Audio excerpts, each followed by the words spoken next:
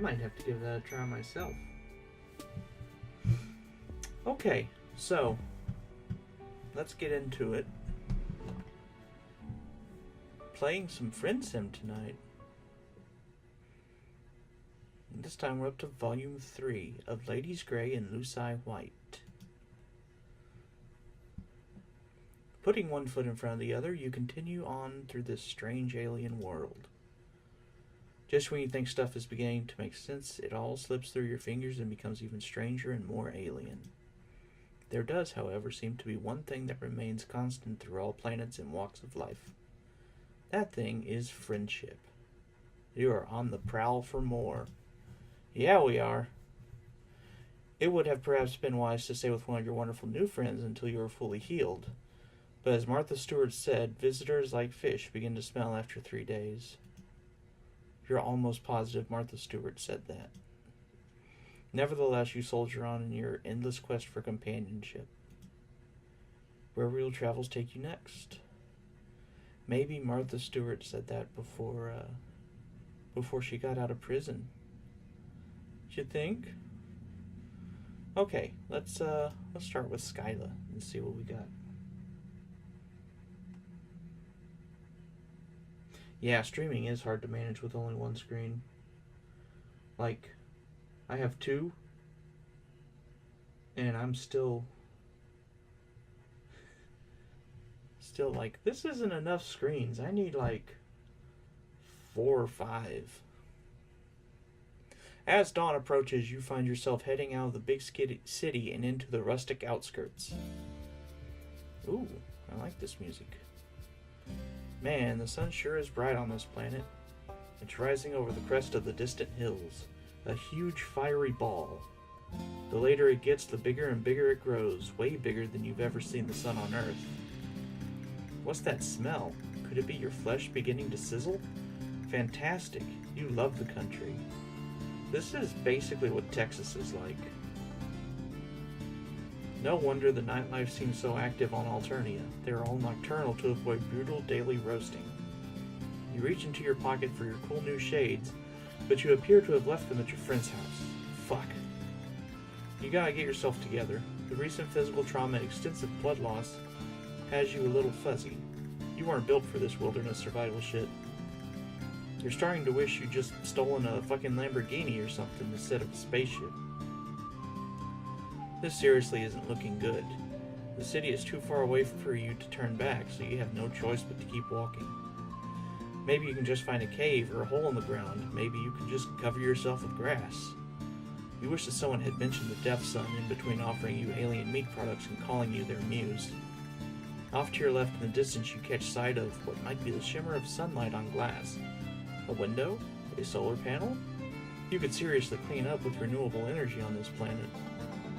Should you change your trajectory and go towards the shimmer? It might just be a mirage. Let's go towards the shimmer. You turn your aching, stinging meat sack towards the distant, promising sparkle of safety and succor. You focus on just staying upright, one step at a time. Just keep swimming or whatever. God, the sun though. You need SPF 5 million for this nonsense. But then, almost like it had picked itself up to come scuttling to meet you, you suddenly find yourself in front of a long, low structure. You let out a yelp of anguish pounding on the door, and at least you hope it's the door. What in the world? The door opens and you fall inside with one of the most pathetic whimpers of your career. Blessed darkness closes in on you. From right beside you comes a sniffling yip, like some joker is making fun of your dire situation. Something warm and wet glides up your stinging cheek. Hold on, lady. Give him some room. A pair of hands help you sit up gently. Your eyes haven't adjusted enough to make out more than a couple shapes, one upright and one lower to the ground. What are you doing out there? Can you stand? Strong arms pull you to your feet. You wonder if everyone on this planet is strong or if you're just extremely flimsy. They guide you to a chair at the end of a long table. Stutteringly, you begin to explain yourself, that you are an injured, exhausted traveler who is ravenous for pals. Well, bless your heart. But hold on a tick. Dinner's about to burn. Now that your rescuer mentions it, you do smell something. It smells amazing. Funny you should just blunder in here like that. I was just saying, wasn't I, lady? It's been so long since we had any sort of guests who weren't Imperial drones or out to rob us. You rub at your watering, slowly clearing eyes, and when you look back up to your rescuer, finally comes into focus. She's tall, taller than anyone else you've met here, you think. Also, maybe a little older? Not that you're an expert in troll physiology, she just has an air of knowledgeable competence. She's wearing a fringe jacket and holding up a plate. There you go. Your oculars feeling any better?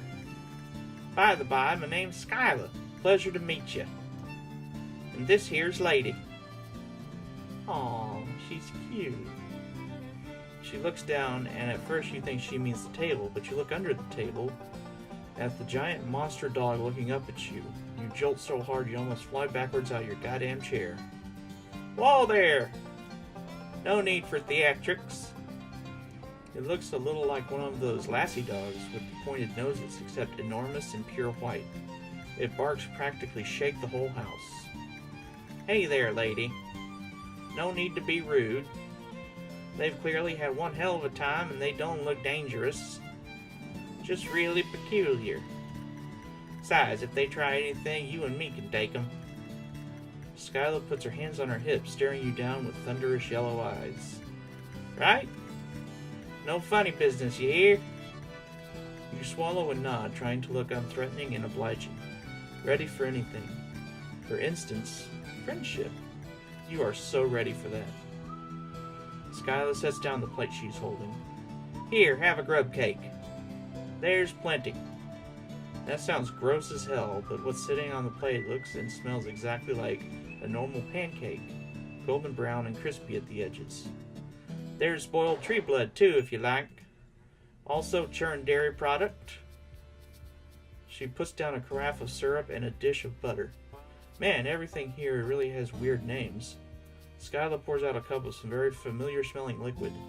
Brown bean juice, you guess. Skyla raises an eyebrow.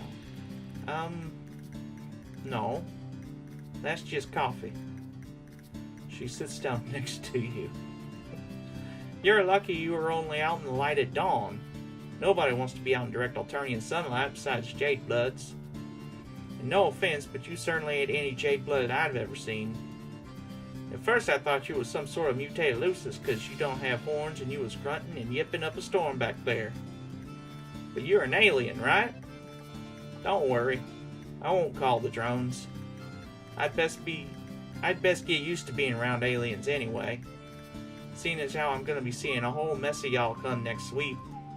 She laughs nervously. You aren't sure what she's talking about. Do you even need to specify that anymore? It's just the natural law at this point. Gravity, the conservation of energy, and you don't know what the fuck is going on. Lady, would you mind drawing a bath for our guest? No offense, but you smell like you could use one. You can't argue with that. You offer her a cautious smile.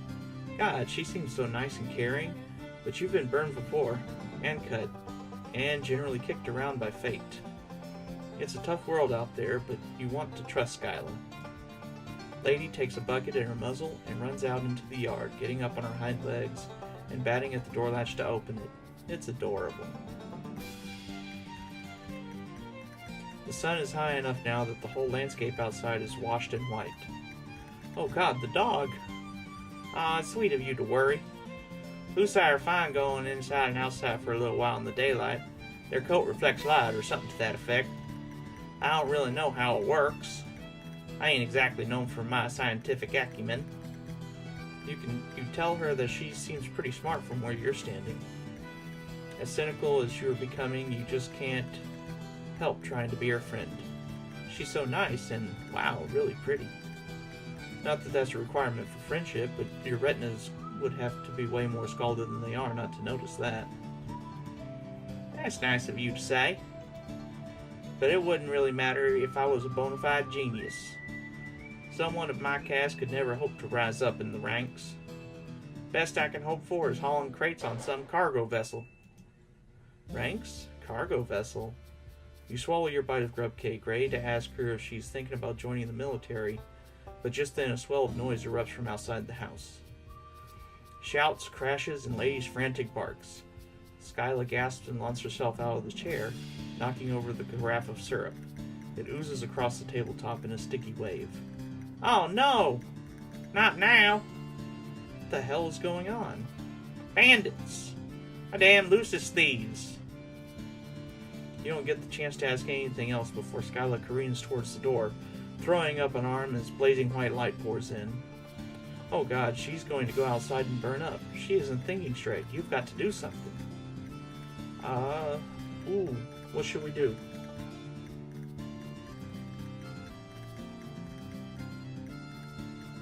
I think we should probably stop her. Well, no, we should help her. She knows what she's doing, I guess. What the hell? You've already experienced the Alternian sun. It sucked a whole lot. Maybe now it will suck less. Because of how bad it sucked then. Just a sliding scale of suckage. Skyla plunges out into the daylight in the direction of the commotion, and like a big dumb asshole, you barrel out into the blazing hellscape after her. Surprise! It still sucks. You've had sunburns before, but this is ridiculous. This is a fucking monster of a gas giant pointing and laughing at the tiny speck of humanity we represent, trembling before the void. It's a pure assault on all your senses. The light is almost as bad as the heat, and you put up your arms to block the glare following the dust Skyla kicks up behind her. You doubt your eyes will ever actually adjust to this fuckery, but you can see a little better than before. There are about a dozen of them. All of them trolls, all wearing dark padded outfits that cover their faces. They look halfway between hazmat suits and SWAT uniforms. All of them have big, fake-looking guns that probably aren't fake. In fact, one of them shoots a laser at your face. You duck and it leaves a blazing heat trail across your cheek. But as all of you is currently burning, it doesn't really break your stride. Skyla throws herself into the fray, letting out a war cry accompanied by the sound of a fist hitting flesh. It's 12 against 2, which, if you remember your fractions right, is not unlike 6 against 1. But these guys had probably not been expecting a frontal assault, and they had definitely not been expecting a Skyla, who is frankly fucking terrifying. She shoves 3 trolls down like dominoes, grabbing up a discarded gun and shooting all 3 while they're on the ground. You have never been in a fight before. Fucking all-out brawl. It's scary, but now that you're in the thick of it, it's also kind of awesome? Sure, your skin is burning and you could be killed at any moment, but that's just how it goes on this planet. You just gotta get into the swing of things, take no prisoners, kill or be killed. Hell yeah! You pop one of the bandit trolls in the face. That probably hurt your fist more than it hurt the troll, but it does throw them off balance for long enough for Skyla to smash the butt of her gun into the side of their head. Yee-haw! Hell yeah! She gives you a wild grin. The two of you are beaming at each other while a hostile alien sun tries to boil away the liquid from your eyeballs, and a bunch of bandits try to dognap a giant monster. You love this girl. In a friendship way. But still, you love her. You make an awesome team. Another troll comes up behind Skyla, and she smashes an elbow into their throat, grabbing them by the front of their uniform and suplexing them onto the dusting ground. She wails on them with her bare hands. God, she's really hot. Get lady! Oh, right. You stumble over to where the Lucis is thrashing inside of a big black net. You don't have any way to cut her free, but she's already doing great on her own, biting through the fibers with her big sharp teeth. You hold the net still for her to finish the job, then pull it off her so she can join the fray. It's over fast after that. How did they even get Lady into the net in the first place? She's so giant and quick, grabbing trolls in her jaws and shaking them like chew toys. The remaining 5 who are still standing jump into their weird little dune buggies and make tracks. Emphasis on the bug.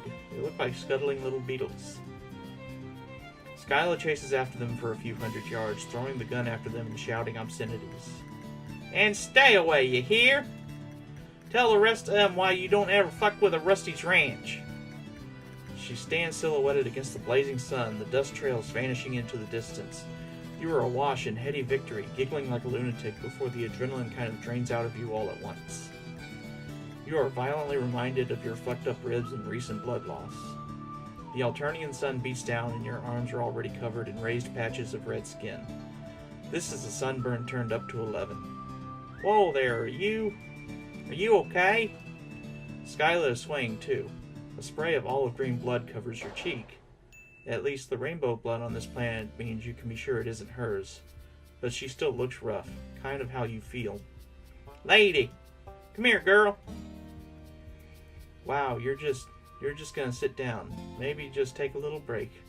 The pale landscape swoops, going even paler. Nah, you can't rest here. You'll die, dumbass. I'm not letting anything happen to my new best friend. Get up! New best friend? Holy shit, that makes you so happy. You obviously absolutely can't die here. Not when you've just made such an amazing friend. Somehow, the two of you manage to drag each other across the yard and towards the house. Hive. You're gonna get this lingo down if it kills you. Whenever you feel yourself about to fall forward, you lean on Skyla. When you start to fall back, Lady is there to brace herself against the back of your knees. She's such a good Lucis. You wonder if she'll be your friend too. Her muzzle is dripping with a soup of multicolored alien blood. When you get back into the darkness of the hive, you can't see shit. Dang, your species really ain't suited for this kind of environment, huh? You can't even see in the dark. In demonstration, you walk right into the table. You've about had it with tables. You are sworn enemies at this point. Please don't knock down my nutrition platform. I built it myself. She sounds exhausted but giddy. Dang, you really did that thing, didn't you? You kind of want to go in for the hug, but that sunburn is really something. It feels like tiny needles piercing your arms and cheeks. The back of your neck is a colony of fire ants. Oh yeah, feels real bad, don't it? Come on, there's only one cure for sun rash. Skyla takes your hand. Gosh, this is next level friendship stuff. She leads you through her hive, and who knows if you're ever going to get all of your vision back. Maybe you were just blind for life. You'll have to get a cane and a whimsical aesthetic, and learn to navigate the world by smell alone. Oh, jeez, that would be stupid. Here we go. My coop isn't huge, but you're kind of scrawny. What are you waiting for? Take your clothes off. Man, the sun must have fucked with more than just your eyes, because you could have sworn Skyla just told you to take your clothes off. You are seriously not getting into my recuperacoon cocoon in those filthy rags. I'm not even sure what those clothes were supposed to be originally. Yeah, you aren't too sure about your look either. Another new friend of yours told you it was rad, but you were both a little high at the time. You might be a little high right now. You wonder if sunstroke causes auditory hallucinations. Also, you don't know what a recuperacoon is. Really? Then what the heck do you sleep in on your planet? You hear rustling followed by the sound of clothes hitting the floor and then a weird gloop gloop, like someone getting into a bathtub, only thicker. If a troll didn't have soaper, well, I don't rightly know what'd happen, but I reckon it wouldn't be great. It can speed the healing process for burns and small wounds. I'm not sure what it's gonna do to your weird alien anatomy, but I don't see how it's gonna make it any worse. You can tell Skyla that in your experience things can always get worse, especially from her perspective right now, since she's about to see you naked. Nothing like a little self-depreciating humor as an A+ cover for crippling insecurity. Boy, ain't that the truth. Skyla laughs. Come on now. I'm sure you've got a perfectly healthy example of your species. Just get in already. I promise this isn't any sort of pale solicitation. Or flush, for that matter. I know it's awkward, but I only got the one coop. Right, okay. Yeah, you can totally do this. You can make this not weird. Of course you trip taking off all your goddamn pants, and Skyla starts laughing all over again. Not in a mean way, more in a chill, please join me in my slime bathtub, old chum way. In a non-awkward way. In a friend way. Alright. Victory. I think this might be the first time we got the good end on the first playthrough. I don't know, maybe Soper smells like lime jello or pudding. Maybe it smells like an ant's butt.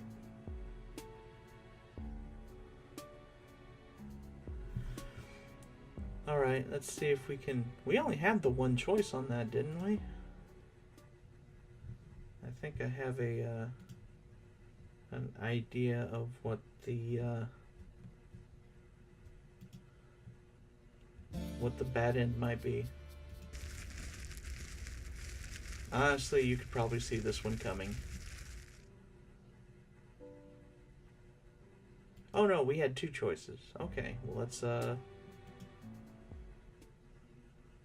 give that a shot.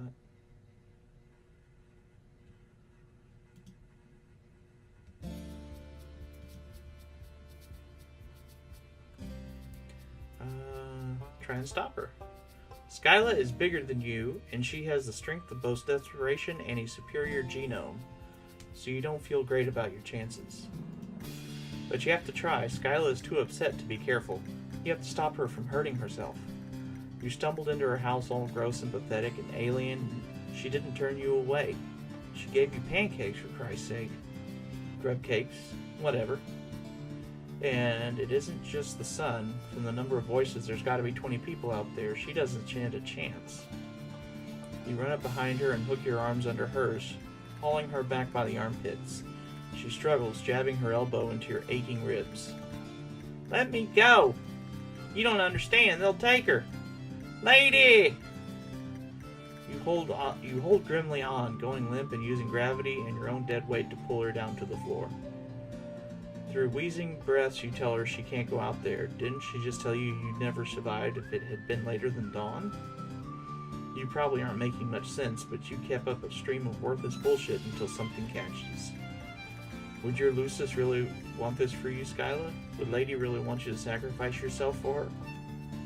Skyla goes rigid, and then all the fight just drains out of her like blood down a drain. She sags back into your arms. The two of you watch Lady thrashing in a huge black net as several figures haul her away. The sun is too bright to see them clearly, but they appear to be herding more white creatures out of a paddock and into a collection of vehicles. The herd! She says it so quietly you feel it more than hear it. You continue to watch as Lady is packed up onto one of the vehicles and they drive away, kicking up clouds of dust that glimmer in the brutal sun. You can let me go now. I'm not going to throw myself out into the daylight like a romance novel heroine. You realize how tight you're holding on to her and loosen your arms, pulling away and sitting up. Skyla's cheeks are wet with tears, but she quickly shakes her hair into her face to hide it. That makes your heart hurt.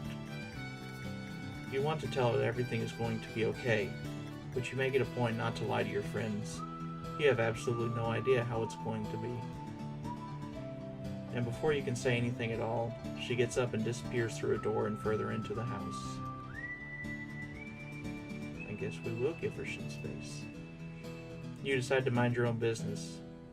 Well, you do try the door, but it's locked. Best to keep occupied and do what you can for her. First, you shut the door to keep that sweltering heat and blinding light out. Then you tidy up the kitchen a little. Everything here is oddly textured and colored, the shapes unusually organic. Some of it is worryingly scuttly and alive. You do your best. You mop up the syrup and straighten up the chairs. You're just trying to figure out how to get the sink to spit out some water onto the dirty dishes when Skyla comes back out.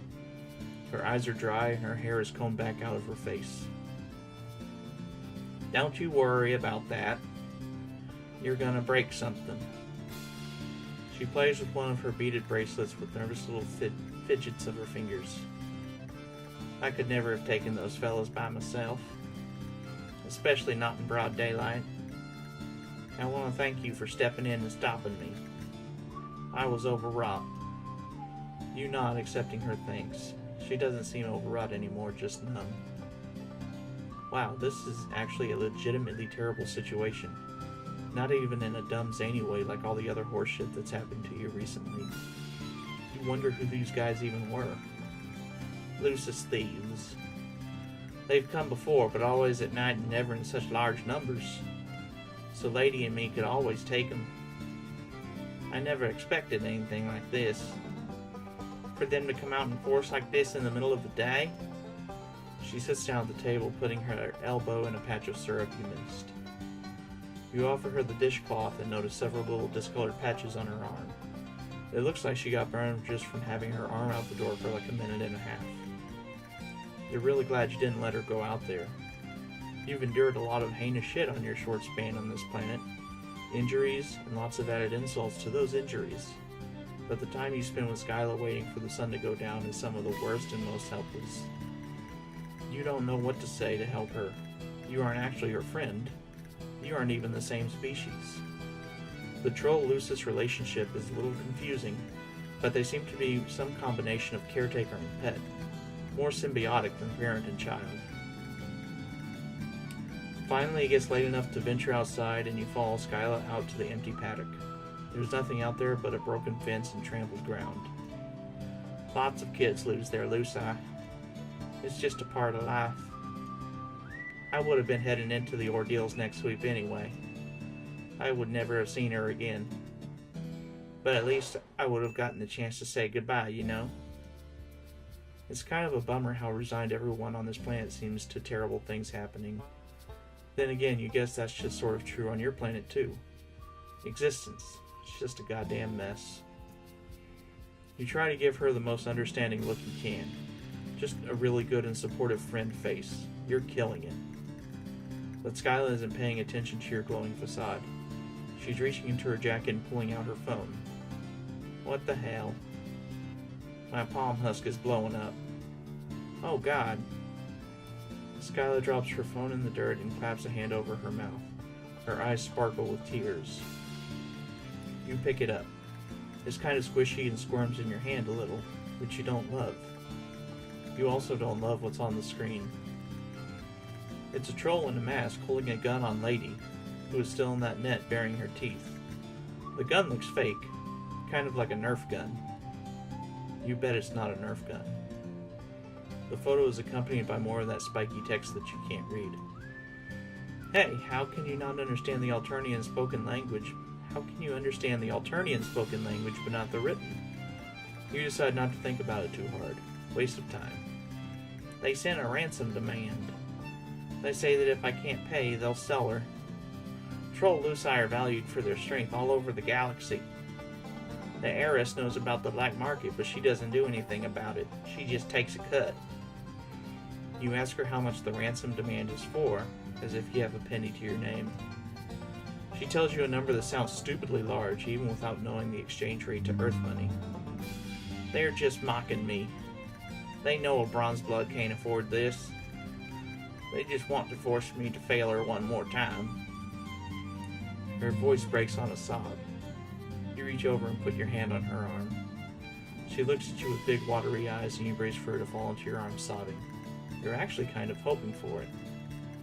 Not that you're the type to want to profit off another's pain, but you're pretty sure that offering comfort in a time of crisis is a first-class ticket to Friendsville. Instead, Skyla gives you a hard shove backwards. You take 2 stumbling steps and fall on your ass. Something squishes beneath you. A cow pad or something alive? You're unsure which you'd prefer, honestly. Sorry. I didn't actually push you that hard. Your species just seems pretty flimsy. I don't want sympathy right now. Especially not from you. She stands framed between the 2 moons, some trick of perspective making her look just as distant. And just as sad. Not that moons aren't inherently sad. Whatever, that's not the issue right now. Had Skyla been lying to you before she said she doesn't blame you? She'd even thank you for stopping her from killing herself. No, I don't blame you. I just can't stand the sight of you. Looking at you just reminds me of losing Lady, and I don't think that'll ever change. Sorry. I was really hoping we could be friends. It's been a really long time since I've seen anybody out here that goes on 2 legs instead of 4. But I just don't think it's going to work out. If you start walking now, you can probably make it to the city before sunrise.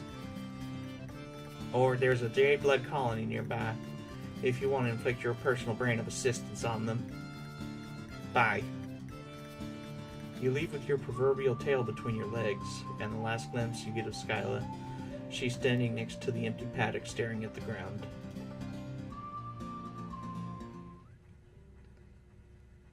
Aw, man, that's a real downer. Oh my god. I think we'll go with the good ending as the canon one. Okay? I think we can all agree on that. Oh, poor Skyla. Poor lady. Okay, well I think that's all of Skyla's route. So let's start on Bronia's. This one is a hard obliterator. Obliterator. I hope Bronia's route is better. You've been traveling through a cave network for a while now. The rigid stone is a welcome respite from the eerily organic infrastructure you've been encountering, but it's also proving an unwelcome respite from friend making. Maybe it was just too much to hope for, that this cavern would be home to another potential new buddy. Maybe leaving the big city behind was a horrible mistake. Just maybe, these dark cold tunnels are completely devoid of, oh hang on, there's a bunch of buildings in the distance. Oh, hello! I thought you were one of my girls, but you don't look like a jade blood, or anything else actually. How strange. You convey your usual spiel regarding your circumstances. You're lost and lonely and your ribs are still broken, you think? Honestly, the ribs are fine. You could just use another friend or two. I see. My first responsibility is to my jades and the mother grub, so I can't make any promises of friendship just yet. But you do look like you need someone to take care of you. Here in the brooding caverns, we follow a few simple rules. Don't invite drama from up top down below. Protect the mother grub. We have no hierarchy, but do what I say. Let's do everything we can to keep our current record of dozens asleep without any jades being culled. You're not sure what half of those words mean, but you nod your head. Good, I'll take you to our hive. Follow me. You follow her into her hive, which looks like a school or some kind of dormitory, with multiple rooms and multiple floors. Usually more of my jades are around. I don't suppose that everyone is out watching the Imperial drones arrive with the filial pails. Girls, we have a visitor to our caverns. Do not be alarmed by their bizarre appearance. They seem to be harmless and quite weak. Do not give them more injuries than they already have. Our visitor deserves a warm jade blood welcome. She clasps her hands. No one else is around, but you stand to attention and give her the thumbs up to show that you read her loud and clear. You notice that she called you visitor and not friend, but that's okay. You can do whatever it takes until you're upgraded from visitor to friend, or at least charity case. You follow her upstairs and she stops at a big room on the second floor. When you step into it, you have to clap your hand over your mouth to keep from gagging at the revolting sight. There are big baby-sized larvae-looking things all over the floor, squirming around and crying and inchworming out of kiddie pools of green slime. What the hell? This is our nursery. Most of these wigglers are sick or injured, so we look after them here until they're well enough to go back out to the caverns and spin their cocoons. She looks shifty all of a sudden, giving you some side-eye like she's sizing you up. You try to look very non-threatening and also 100% trustworthy. We keep this nursery on the down low. It's not against any laws, but it's something of a break with tradition to save any of the grubs instead of just letting them die. To tell you the truth, I'm not sure why we do it. I guess it just feels right for me to take care of them, the same way I take care of my jades. A nursery, huh? You look around again with this new information. You guess you can sort of see how the wigglers look like babies. You can't believe that one of these things could grow up into anything that looks like Bronya, but this is an alien planet, so who knows? She takes you over to a shelf that seems to hold medical supplies. You're not sure what can be done for your broken ribs, but maybe she has some kind of alien technology that can help. But when she starts looking through the cabinet, you don't see anything that looks high-tech like the thing that fixed your arm. I guess most of what we have here is stuff for wigglers, and I'm not familiar enough with your bizarre anatomy to know if it'll help. But if you're not completely sure how to do something, it's best to try anyway. Even if you fail, everyone else can still learn from your mistake. Maybe you won't fail. You never know. You're not so sure about applying this ethos to your broken ribs, but she looks so determined it might be rude to say no.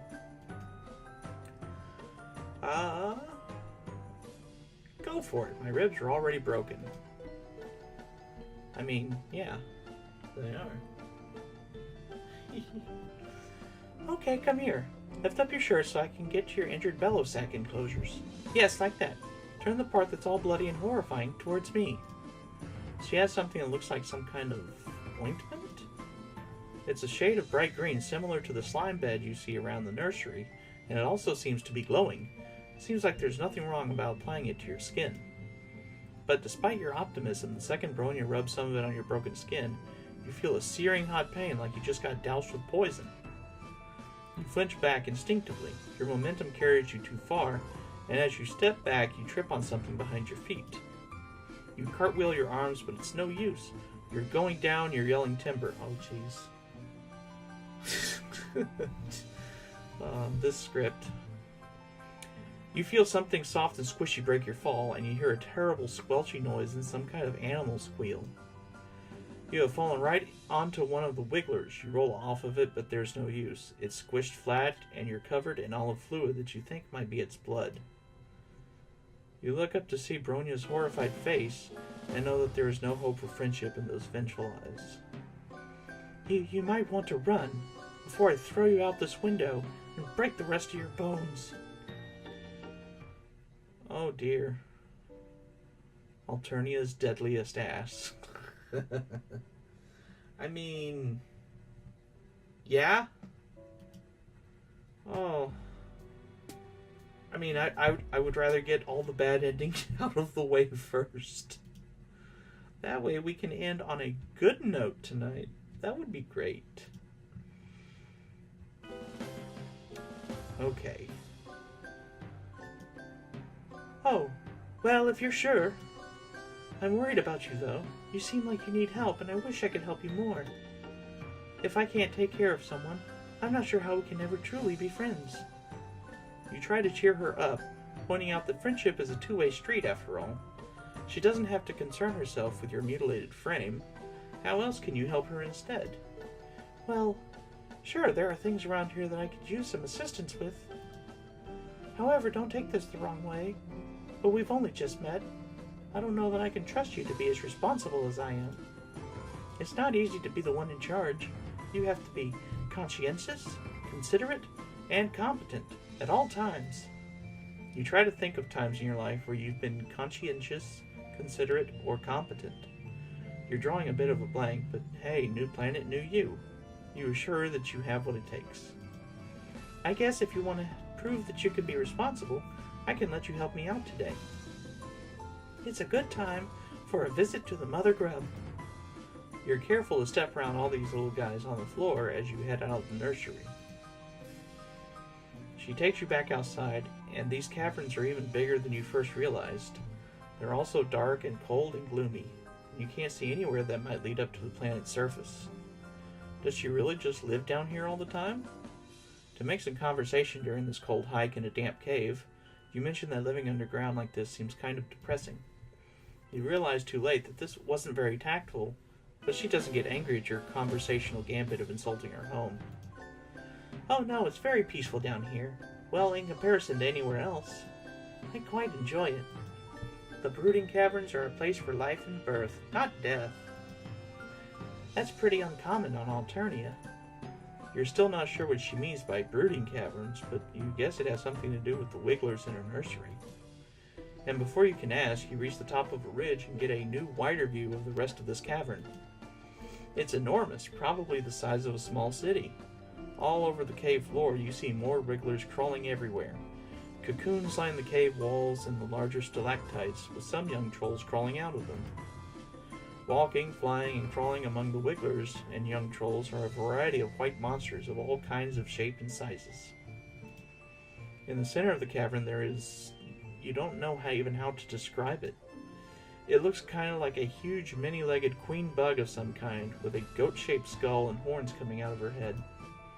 Her bulbous sphincter ripples as she lays a continuous stream of hundreds of eggs, from which you assume the gray wigglers will hatch. And marching through all of this, you see several hulking bipedal creatures, each carrying 2 buckets, either to or away from the mother grub. They look armed, and they move kind of like regimented troops, soldiers of some kind. You are instinctively terrified of them. This is where the magic happens, and by that I mean the continuation of our species. Jade buds like myself are entrusted with looking after this process, which of course is a very special job. The Imperial drones carry filial pails of genetic material to the mother grub for her slurry. She lays eggs that hatch new grub broods. After the wigglers emerge from their cocoons, the new trolls will go through the trials, and the ones that make it will be selected by Lucis to help care for them. Together, the young trolls and their Luci will go up to the surface together, where the trolls will grow up or get culled, or whatever. As Bronya explains the troll reproduction to you, one of the Imperial drones veers sharply to the left, and in the process, tramples over a few wigglers and young trolls.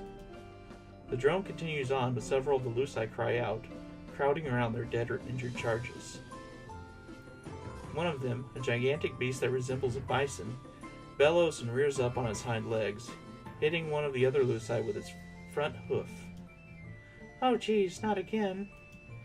This kind of damage control is a lot of what we have to deal with. Whenever Lucis goes rogue out of grief or confusion, there's the potential for it to lash out at other Luci, the Wigglers, or the Mother Grub herself. We Jadebloods cannot let that happen. She looks so concerned, a marked contrast to how confident she seemed before now. You've offered to help her out earlier, and it seems like now's your chance. Someone has to stop that rogue Lucis, and that someone could be you? Ooh. I'm gonna be a weenie. I'm gonna be a big old weenie. You definitely do not like the idea of wading into a monster fight, not even to save the progenitor of your new friend's species. In fact, you don't like that Bronya is so focused on protecting all these helpless toddlers and distressed animals instead of taking care of you. You stammer out that you don't think you can take on any kind of monster right now. In fact, you just felt another stab of pain in your ribs. You might be blacking out.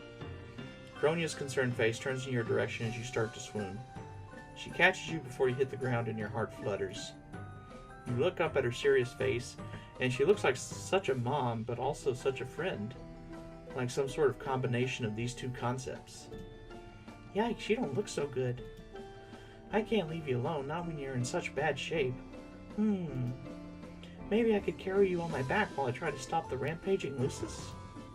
Your heart flutters, turned to pinpricks of alarm. That sounds dangerous, mainly for you. You try to think of what you can say to dissuade her. Something other than, I think you should ignore the helpless babies and mother in danger behind you in favor of something continuing holding me in your strong arms. But before you can speak, you hear a commotion behind her. She turns to look over her shoulder, and her face sags with relief. Yes, the other Jades are here. They should know what to do. We've taken care of crises like this before. Of course, I'm usually there to help. If you crane your neck, you can just glimpse a crowd of trolls corralling the rogue Lucis away from the mother grub, while the other trolls calm the remaining Luci and swoop up any wigglers in harm's way. It looks like I needn't have worried. They are more than capable of stepping in while I'm otherwise occupied. I'm so proud. You take this opportunity to compliment her on what a good leader she must be to have trained the others so well. Super smooth. She beams at you and sets you down carefully on the cavern floor, kneeling at your side. This could have gone quite badly. I'm glad I didn't make the wrong choice when I stayed to help you instead of rushing off. It just goes to show, sometimes the best you can do for the group is take care of the weakest person in it. You kind of want to object to being called the weakest person, but you did just fake a fainting spell for attention, so maybe now isn't the best time. Instead, you thank her sincerely for sticking by your side. The two of you watch together as order is gradually restored to the chaos below, and even with your injuries, you feel close to content and quite hopeful about how this relationship is progressing. You notice that at your side, several wigglers are blindly squirming around, confused and crying. There are some young trolls here too, looking around all lost and bereft. You're not sure if their Luci ran off with the others that got involved in the fracas, or if these little guys are just orphans now. Now that you're seeing them out in the natural cavern light, the wigglers look less like maggots to you. In fact, they're even kind of cute. You can see why Bronya would want to take care of them. One of the smallest wigglers closest to you has somehow flipped himself over onto his back and seems to be unable to right himself, his little legs waving in the air while he cries. Aww. Trying to be careful with your ribs, you reach out to scoop him up and cradle him to your chest, rocking him back and forth until his cries quiet down. Wow, you have a very strong nurturing instinct. I think he likes you. You almost look like you could be his Lucis, or a Jade Blood. You are pleased that she approves of your caretaking display. The wiggler's cough breaks through your haze of smug satisfaction, and when you look down, you realize that he seems to be having some trouble breathing. You point this out to Bronya. Good observation. You really are a natural at taking care of other creatures, aren't you? Some people find that nurturing ability to be very attractive in a potential friend. But as for the wiggler, this is definitely not a good sign. I'm surprised none of these drones have noticed that he's sick. If we leave him here, he'll be cold for sure. Bronya takes the wiggler from you, and you're more than happy to hand him over, considering that you have no idea what to do with a sick baby that's not your species. Also, your broken ribs make holding a baby kind of painful, and Bronya holds the wiggler carefully but with perfect ease. Just like you hope she'll cradle your new friendship in its infancy. Once Bronya feels assured that her Jades have the situation at the brooding caverns under control, you both take the wiggler back to the Jade Blood nursery. You hover around uselessly while Bronya sets up some kind of crib filled with green slime. You're a little concerned when she takes the wiggler and submerges him under the slime because, he was already having trouble breathing? Surely drowning in slime won't help. The soaper should help strengthen his bellow sacs and soothe his sorrow chute. When he gets healthy again, I'll take him back to the cavern and set him free to make his cocoon and pupate. But he's so small, it's unlikely he'll survive the trials or be selected by a Lucis. You hate to see Bronya looking sad. You try to be sympathetic, mentioning your astute observation that this whole system set up with the wigglers and the trials and the culling seems pretty brutal. What? Oh no, I would never suggest. This is just the way the world works, and it's fine. It's fine. The trials are how young trolls prove that they're strong enough to survive. It's only right for the weak to be culled. It's the purpose of Jade Bloods to ensure the continuation of our species, and consequently, the hemospectrum. We are not revolutionaries. We are meant to do our jobs and keep our heads down, and keep things running smoothly. I would never presume to question the basic tenets of Alternian society. That would bring negative attention from the High Bloods, and I just want to keep my Jade safe. You look around at the nursery, and all these injured or underdeveloped wigglers that Bronya apparently supposed to let die. You think it might not be true that she doesn't want to question the way that her world works. She's looking at you like she's scared you'll call her on it and expose her altruistic tendencies. You try to salvage this conversation thread. Did you say that calling wigglers sounded brutal? You meant neutral. Yes, you feel 100% neutral on this topic, neither committed to the culling side of things nor eager to take up arms in revolution. Ah yes, neutral is how I feel about it as well. What a good word to describe exactly how I feel about all controversial political subjects. Did I mention I'm keeping this nursery isn't technically illegal? Because it isn't, technically. There is no reason for any of Triss's drones to come investigating our hive. And if any of the drones do come knocking, then we have nothing to hide. No borderline revolutionary ideas will be tolerated within these walls. Bronya laughs nervously and looks around the room, like she's making sure that any Imperial drones hiding in here heard her announcement. You feel bad for how nervous she is. You didn't mean to freak her out. You tell her that she sounds super convincing And why shouldn't she? Because she's clearly telling the truth. If you were an Imperial drone, you would definitely be satisfied right now with her clearly law-abiding and neutral ways. Thank you. That means a lot. You cast about for something to change the subject and mention that your ribs are feeling a little bit better. Bronya's face brightens, and she lifts up your arm gently so she can touch the injured part of your torso, examining it in her typically responsible and authoritative way. You shiver and wonder if her touch has healing properties. I'm glad to hear that. After all, I don't like it when my friends suffer. Your heart leaps. You look up, scarcely allowing yourself to hope. Could it be? Or was she just making a general statement? If you're not in any more pain, hopefully that means your injuries will heal soon. I'll take care of you until then, my friend. You are overcome, your eyes filled with tears. Bronya smiles at you and squeezes your hand. Ah, we did it! We made friends with Bronya.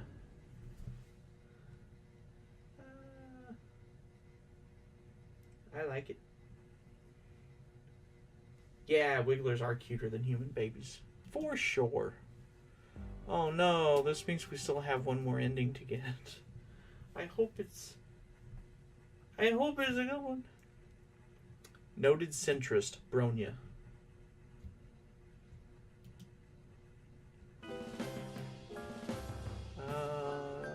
I'll heal on my own.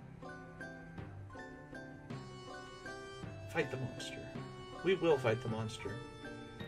The bison Lucis seems to be causing quite a ruckus. Other Luci have now gotten riled up too, with some of them trying to gather wigglers to keep them out of harm's way, and others just getting hyped to thrash. It seems like it could turn into a monster stampede, and they're close to the mother grub's big, soft, vulnerable abdomen. Not great. Fighting a monster single-handed seems like a daunting first step in a friendship, but you did tell her you could be responsible. You square your shoulders and tell Bronya she's got nothing to worry about. You're going to stop that, Lucis. Calm down all the other Luci and protect the mother grub, all without breaking a sweat, and hopefully without breaking any more bones either.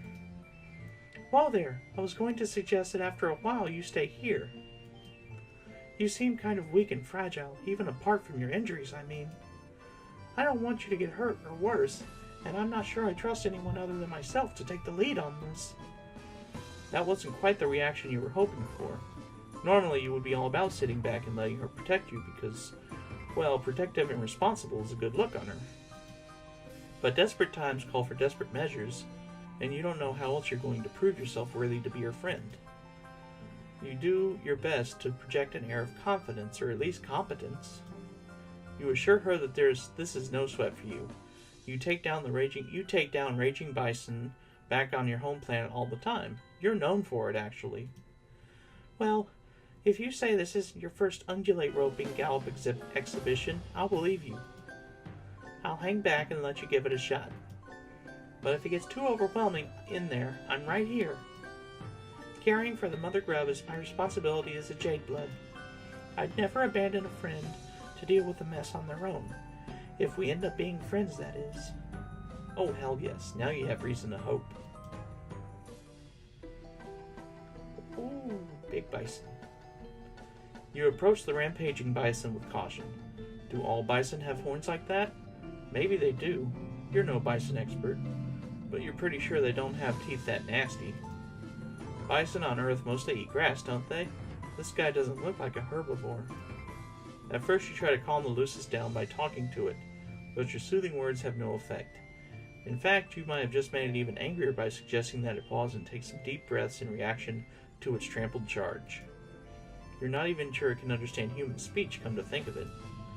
You circle around it, wishing that you had some kind of lasso or something. Maybe you can herd it away from the mother grub. You look around to see if any of these other Luci look vaguely like Earth Shepherd dogs, but no dice. You hesitate too long and the Lucis turns away, its furious eyes falling on the mother grub. It stamps its hooves and snorts air out of its nostrils and screams in a way that sounds a lot more hellish than you imagine normal bison are capable of. It's obviously about to charge, and you can only think of one thing to do. In desperation, you leap forward and tackle it football style, doing everything you can with your flimsy human body to drag it onto its side. It half works. You plow into the Lucis and stop it in its tracks, but it topples over onto a nest of wigglers, taking you down with it. Wigglers and young trolls go bouncing everywhere, squealing in distress, and their Lucii descend upon you in a rage.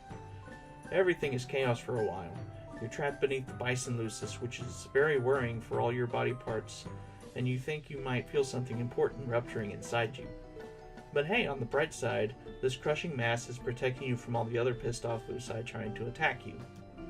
Just as your whole breathing situation is starting to get dicey, you hear a commotion and what sounds possibly the trouncing of some of the smaller Lucii that are trying to get to you. The crowd of beasts around you scatters, and then you hear her. "Whew, I'm having a hard time getting this thing off you, and he's still very angry. He keeps trying to kick me. Where's a bronze blood when you need one?" You don't know what that means, but you're very grateful that she's here to help you.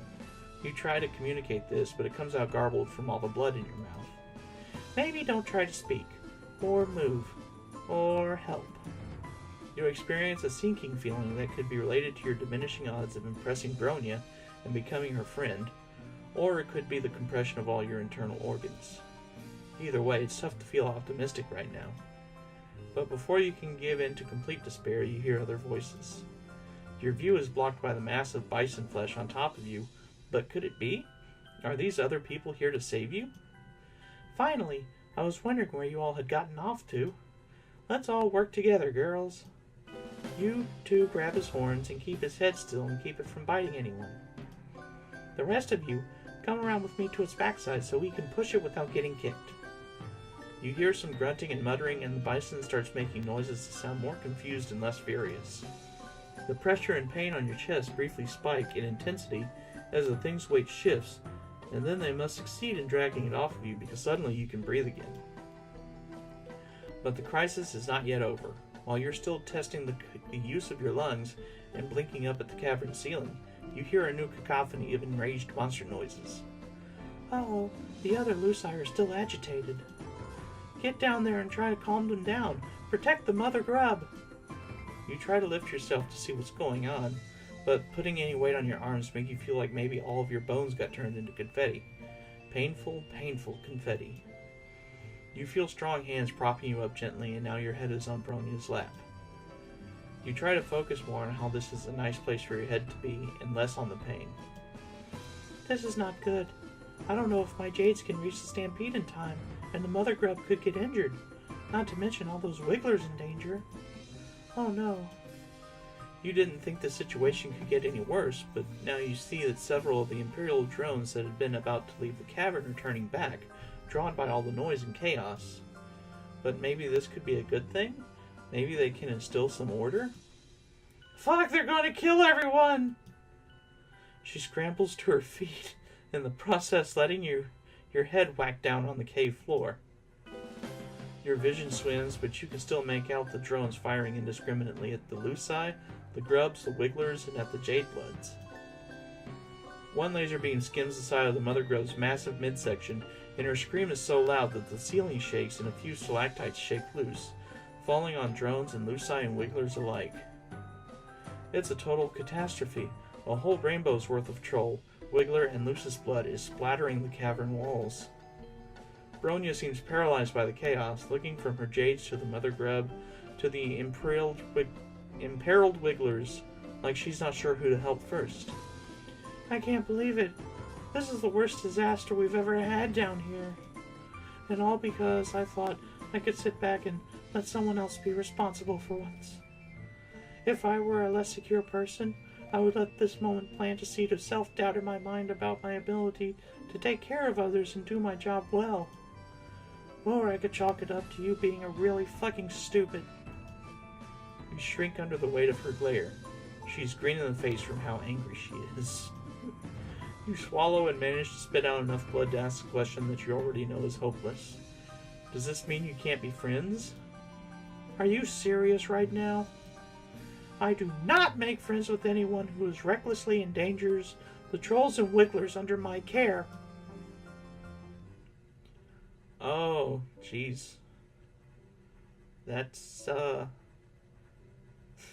yeah, that's probably more devastating than the other one. Yikes.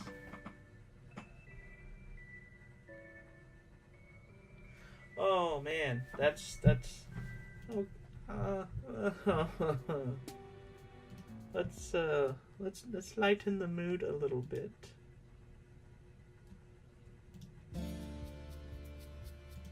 Let's look at that good ending again. That really good ending. Yeah, oh. Well, we got to see it for 1 second, so that should help, I guess. Oh, there are 2 shades of green? Let's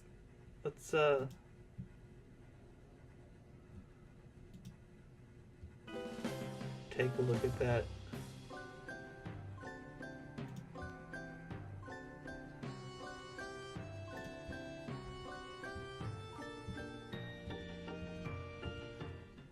Two shades of green.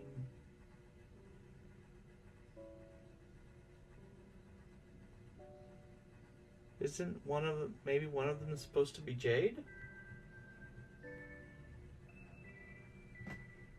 One jade, one olive?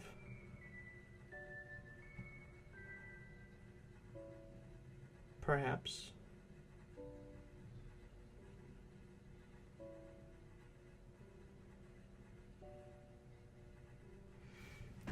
I would probably say jade and olive, because I don't think lime bloods exist at this point.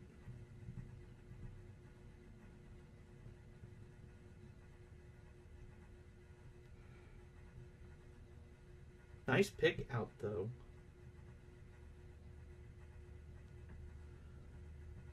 I didn't really catch it, but mostly because I didn't want to stay on this screen and feel bad about Bronya being disappointed in us.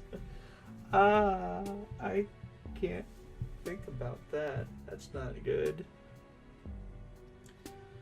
Oh.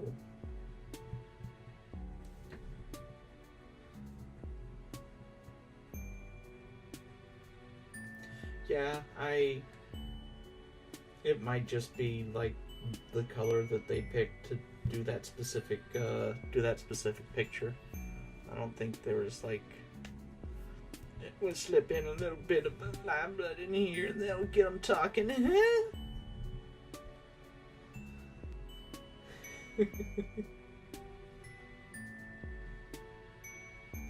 Yeah. That some media had a lime blood splat on accident. I don't know. I can't really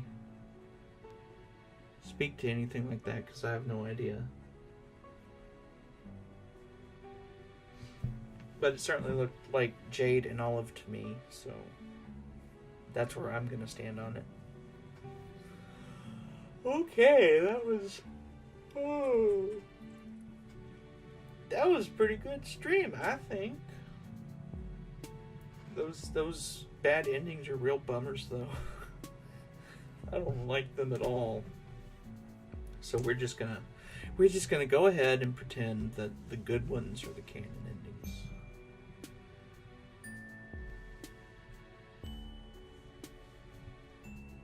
And with that, I think we will call an end to the stream for tonight. If you were here at the beginning of the stream, helping me take out, making sure that the audio is working correctly and that everything's working fine, and I think it should be working fine now. Of course, I've said that for like the last 5 streams, and every single time it's just another ordeal trying to get everything working again. But I think I'm starting to understand like all the weird little quirks and everything of how this software and audio grabbing and everything is. So hopefully this Saturday we shouldn't have as much problems as we've been having, because yeah, that would be great. Less time messing with audio issues and more time ranching monsters. That would be great. Yeah, Skyla's bad ending is... Oh. Like, I know what it's like to lose a pet. I guess that's kind of the closest thing to that, and it's not good. So yeah, I'm really looking forward to playing Monster Rancher again. It's been forever since I played it, and even when I did play it, I didn't really like play it. I just dug up every CD that I had and generated monsters, and then after I got bored with that, I just stopped doing it. But no, we're gonna actually like get into it and try to beat the game. Or I don't know if I want to try and collect all the monsters, at least not to start with, because there's something like almost 500 of them, some insane number like that. But we'll see what we can move those goalposts when we get into playing the game, because that we can do that. There's no rule against it, so that's what we'll do. Yeah, so we're gonna start Saturday at, I think I said 8. I'm pretty sure I said 8 or 6. Let me check that again really quick. Yeah, 8. 8, yeah, 8. And then Sunday we'll play a little bit earlier. Like, I would like to do some on Sunday. I'm not entirely sure I'll be able to do a stream all evening, but we'll try and get some.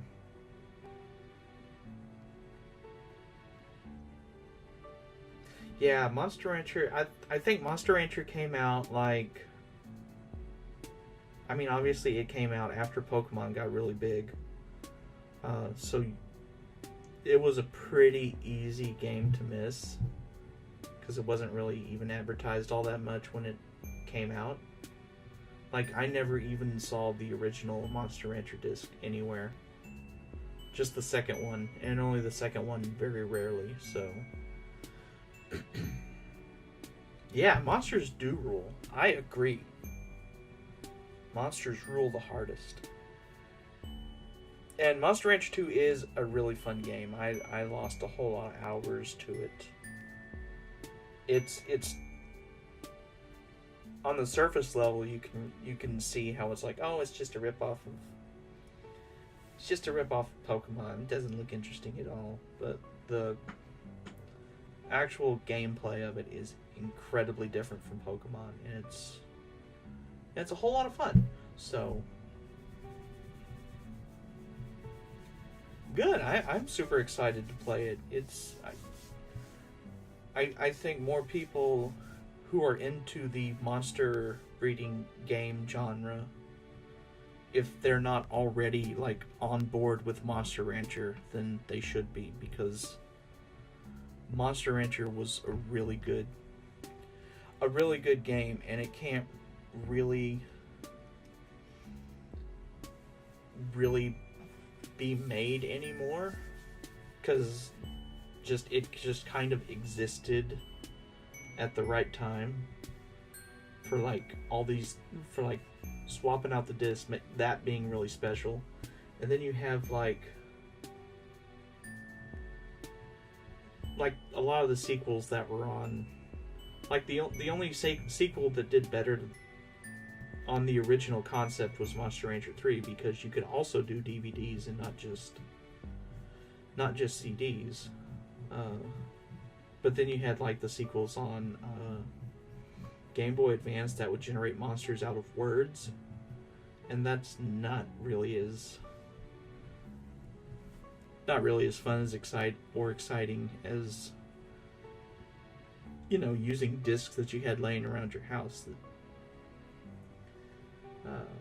Yeah, who doesn't love monster breeding?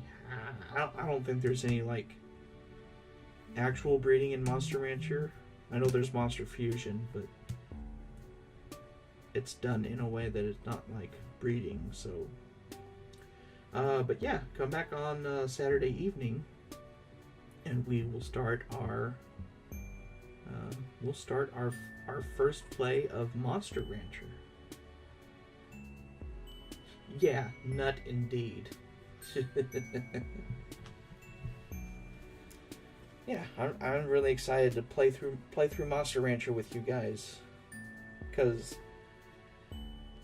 I always had more fun playing through Monster Rancher when I was playing it with one of my friends. So what better?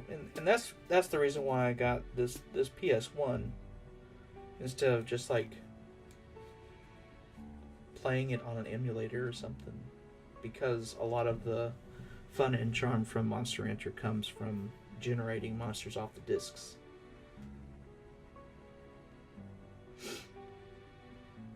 And yeah, that'll do it for tonight for sure.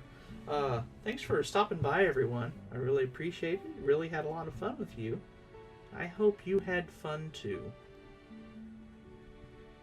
And we've gone through Volume 3. We still have a lot more volumes to go, so I'll keep trying to do it on Monday night if my schedule allows. But until then, we'll see you on Saturday. Good night, everyone.